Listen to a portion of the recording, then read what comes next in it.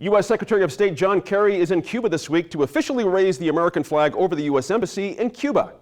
Now, last month, the U.S. and Cuba renewed diplomatic relations that ended in 1961. And now not everyone is happy about this change in foreign policy, but we wanted to hear what some local Cubans had to say about this historic policy change. And we invited some local Cuban Americans into the studio to talk about their childhood memories and their experiences coming to the U.S. alone as young people. First, we want to share the experience of one of our guests, Victor Alvarez. The documentary, One Among Thousands, profiles his experience returning to visit Havana as an adult. My friends and I used to go to the Malecón. Some days we jumped in the water and swam.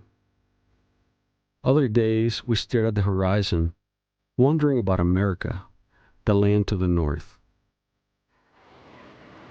I never thought anything would change. Then my mother decided to send me to Spain. From there, I'd somehow get to the United States, and she joined me later. That was how I left Cuba. But the island lived on in my imagination and in my heart. It's a bittersweet pain that never goes away. Many Cubans feel it. But now I'm back to collect some of the fragments of my past. 43 years after I left, I'm in Cuba, the place I still call home. You just heard the reflections of Victor Alvarez when he visited Cuba. Alvarez now lives in Santa Fe, and he's a leader and founder of Sabor Cuban Street Music. Thanks for joining us today. Thanks for having us. We also have at the table Bernardo Montserrat, who was sent to the U.S. when he was 12 years old, and Margie Diaz-Kintz, who came to the U.S. at the age of 12 as well. Thank you for being here. Thank you. Victor, you left Cuba when you were 13, and you traveled to Spain first, and then you came to the U.S. How did that experience influence who you are today?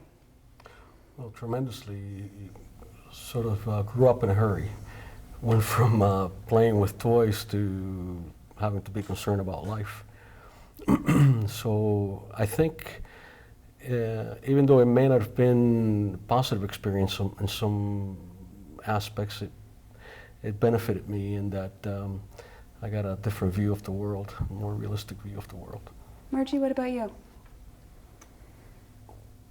Well, I think that the main way that it's impacted my life is that I was welcomed in this country with open arms. And I had I was blessed with so many generous people in my life, including a foster family. And that has really impacted how I view what I need to give back now and what I need to do for others who may be in similar situations. And Bernardo, what about you? Your other siblings are here in New Mexico. Your parents came later as well. But how did that experience of leaving Cuba influence your life as you grew up here in New Mexico? You know, it's interesting that you asked that. Cuba, and of course these are faint memories, but it was a structured life around family and school and a few friends. But coming here without a family forced me to expand my horizons and depend more on the friends that I met in the street. And I was blessed with a wonderful foster family and developed some warm feelings, family feelings about them. So it was an extension of the very traditional Cuban life that was lived within a highly structured situation. Did you find New Mexico a welcoming place? Absolutely, particularly because there was a Hispanic influence, which I have loved to this day after 50 years of being here. That there is a heritage that in somewhat matches, not obviously not exactly, but there is people who are willing to speak Spanish and have values sort of like the one about family and appreciating and the value of the family and the family being together. Those are values that we brought from Cuba, and they very much match the values that we found here in New Mexico. And Victor, one of the benefits of renewed relations with Cuba, and it's actually been a process that's been going on, didn't just start this year, is people being able to travel back and visit family and visit Cuba. And you did go back to Cuba after decades. What was that experience like for you, that first trip back to Cuba? Oh my God, it was so emotional. It really, truly was heartfelt. You dream it in your mind, and then all of a sudden you're on the way there. When I saw the lights in Havana, I just got full of emotions. And going back and seeing where you were born, your soil, even though you've been so well received and you live here, there's something about your land that is special. And so it was heartwarming, to say the least. And you were able to learn quite a bit about your family by talking with other family members. Absolutely, yeah, I did. Because when we left, we were from a pretty big family, but everybody went different ways, and you lost touch. And I didn't know what happened to many of them, so it was great. And also the childhood friends that were still around. And it was just fantastic seeing the place where I grew up and go back to the Malecón, the water that I feel so close to, and just everything. The sun seemed familiar. Bernardo, you're nodding. Are you relating to that as well? Well, I went back. I've been back twice. The last one was to take my mother's ashes back and put her in the family mausoleum. But the first time I returned, I had a similar experience.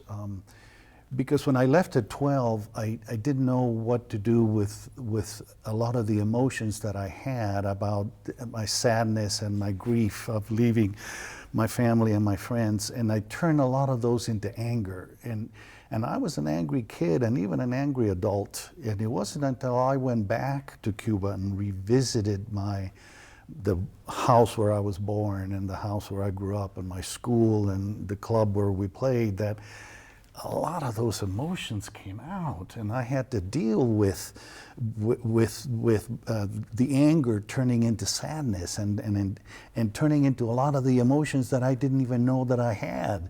And it was truly a healing moment for me. And I know that in watching the documentary with you, you talked about that. Right. And it was a monumental. It was really a turning point in my life. And Marjorie, what about you? I went back for the first time when I was 50. I went, it was actually on a professional trip. So it was kind of, it was an interesting experience, but I echo what they said. It was almost like going through a psychological moment. I was at a meeting at the convened by the United Nations. And this man turns to me and says, and for some of you, this is welcome home.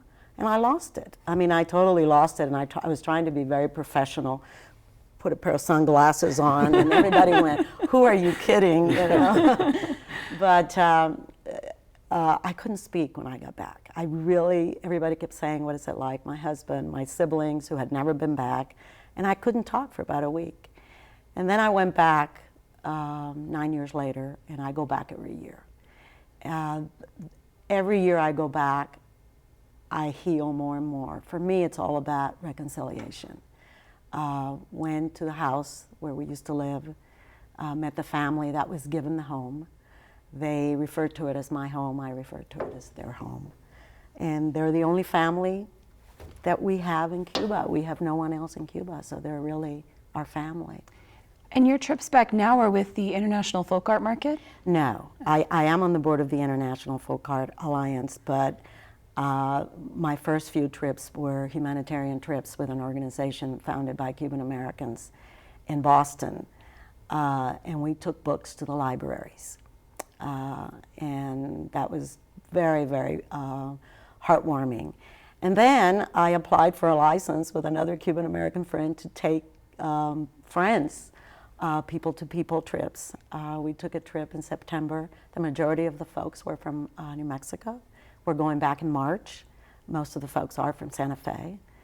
And we just go and let people meet other Cubans and visit the library and visit the museums and meet with a lot of Cubans That's mainly the purpose of the trip. What's the value in that and people having that ability to speak with Cubans?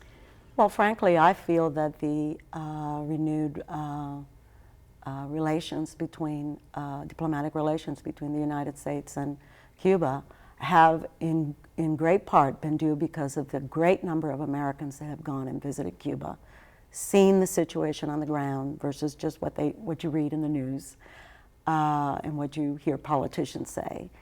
And I think that that great number of Americans who have gone and go on the ground, understand the suffering of the Cuban people, and the fact that we've been doing this for, this policy for 54 years and it hasn't worked. And they have, I think, have had a great influence in U.S. politicians to change the policy towards Cuba.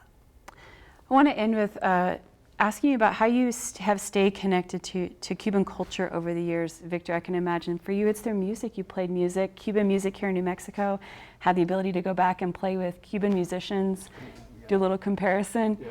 Any other ways that you stay connected to your culture? Well, through the friends here and through the food.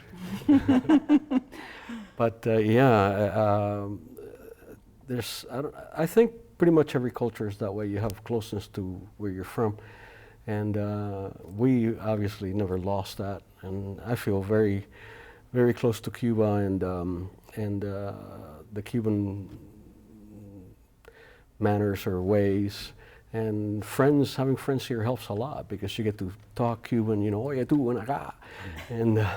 And that's always good for the soul, And so I think that, and like Bernardo said earlier, living here in New Mexico, especially right here in Santa Fe, where you have the Spanish culture, which is very similar in a lot of ways, helps as well.